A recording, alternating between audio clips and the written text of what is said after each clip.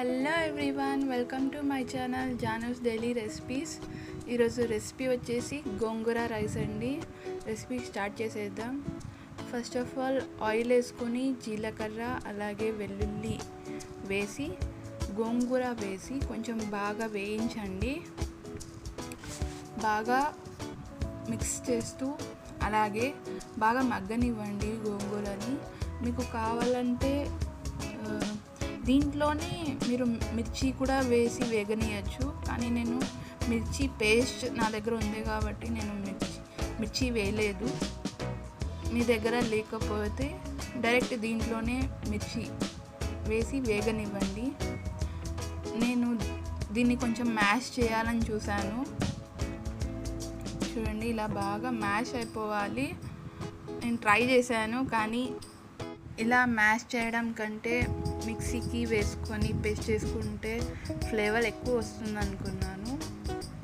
అందుకే కొంచెం పసుపు వేసి ఇంకొంచెం వేగనిచ్చాక నేను దాన్ని పేస్ట్ చేసుకొని పెట్టుకుంటున్నాను. నా దగ్గర గోంగూర తక్కువ ఉంది కాబట్టి నేను ఇలా చేశానండి. మీ దగ్గర గోంగూర ఎక్కువగా ఉన్నట్టయితే మీరు ఇలాగా కొంచెం మ్యాష్ చేసుకొని పెట్టుకోండి. అలాగే ఇంకొంచెం ఎక్స్ట్రా ఉన్నట్టయితే కొంచెం పేస్ట్ కూడా చేసుకొని పెట్టుకోండి. ఇప్పుడు రైస్కి వచ్చేద్దాం. కొంచెం ఆయిల్, జీలకర్ర చిటపటలాడేటప్పుడు కరివేపాకు అలాగే మిర్చి పేస్ట్ కూడా వేస్తున్నాను నేను ఇక్కడ. ఆనియన్స్ అండి, ఆనియన్స్ కొంచెం లావుగా కట్ చేశాను నేను. ఇలా లావుగా స్లైస్ చేసుకొని ఇలా బాగా వేగనివ్వండి.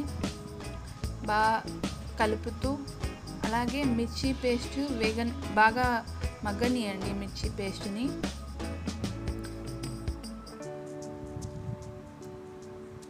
ఇలా వేరు పెటల్స్ అయితే ఇలా వేరుగా వస్తే బాగుంటుంది. తగినంత ఉప్పు వేయండి. చూడండి, బాగా కలుపుతూ